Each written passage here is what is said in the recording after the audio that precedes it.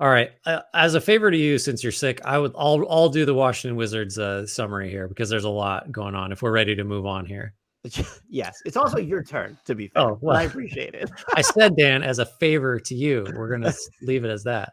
Not that I forgot already what order we're going in. Okay, busy offseason for the Wizards. I guess you'd start with they fired Tommy Sheppard, and they changed top decision makers. It's always tricky to gauge. This is a little easier for me than judging like what an ownership change means, but it's still kind of like what does this really suggest? Although the Wizards definitely started acting very differently once they had a new person making decisions. Michael Winger is that man. So Bradley Beal gone to the Suns for 4 first-round swaps, 6 seconds, Chris Paul, Landry Shamet, and some cash. Paul then flipped to the Warriors for Jordan Poole, Patrick Baldwin Jr., Ryan Rollins, and a like joke of a 2030 first-round pick that has top 20 protections. Is that one of the worst first-round picks to be acquired in like I'm trying to remember, what was the last top 20 protected first-round pick that was traded? I'm terrible at remembering this stuff, but there can't have been many that were like less valuable. I put them in my trade articles all the time. I'm like, let's just top 22 protect this to make it seem like it's a real. I don't remember the last one that was. So if anyone remembers, get at us. Because this can't roll over because it's so far in the future. So if it doesn't convey, it turns into seconds or just goes away.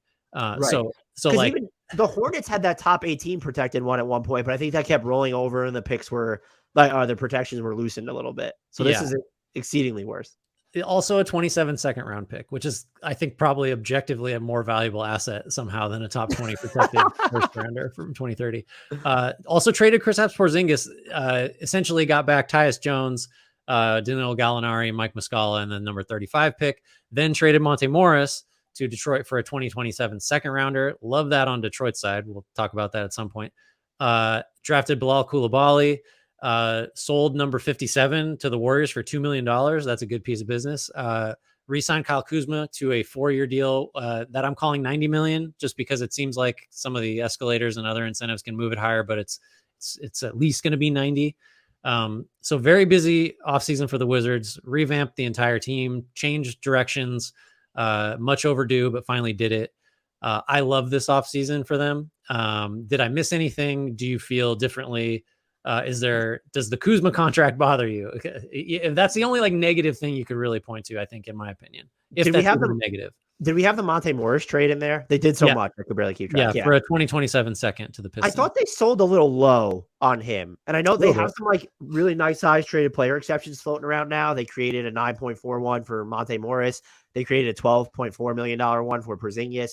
They got I think like a $5.5 million one or something on the Bradley Beal trade. I just thought Monte Morris, I know Wizards fans didn't really like him, but like I thought he would be worth more than just like this second round pick. So I thought they sold a little low. The Kuzma deal is fine. It's 4 for 90 with $12 million in incentives. I could bring it up to 102. Is Kyle Kuzma on this team past the February trade deadline? No, and that's why it's kind of fine for me, because the number's totally tradable. And he's still at we talk all the time about asset preservation. Like this to me is what that is. Like they can definitely move him.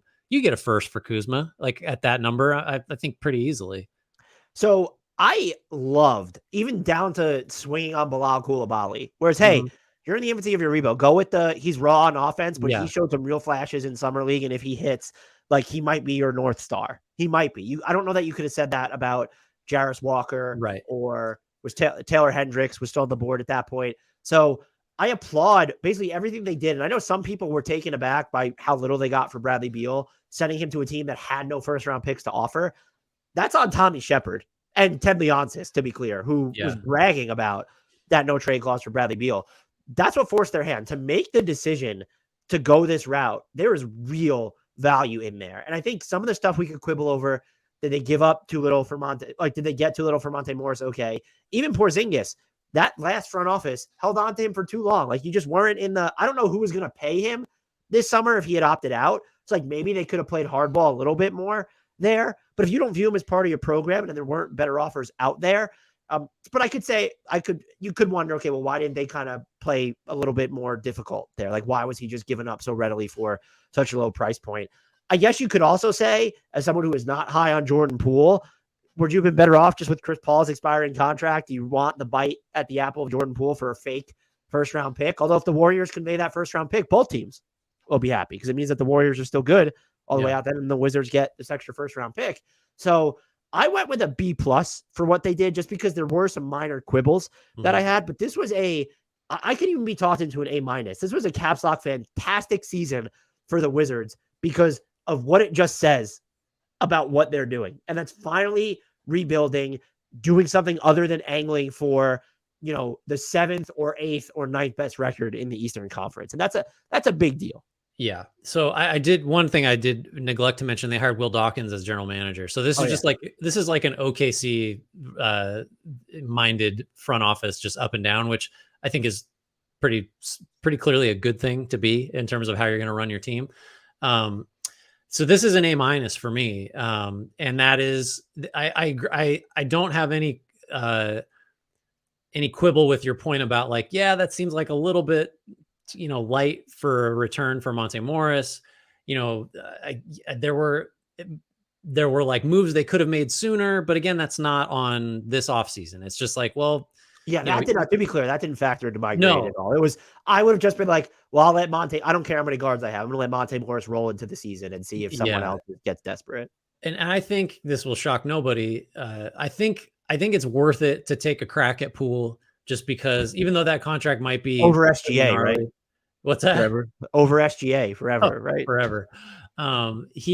He'll be better in Washington than he was in Golden State. I'm pretty confident of that. I don't know if that's the same thing as saying he's a winning player all of a sudden, especially like he's going to cook this year. Like he is going to have a lot of time on the ball, and that'll bring to the fore all the good and bad of the whole Jordan Poole experience. So it's an A- for me, just because the macro stuff, like, oh my God, finally we're like operating in a rational way. We're mimicking what smart teams have been doing forever.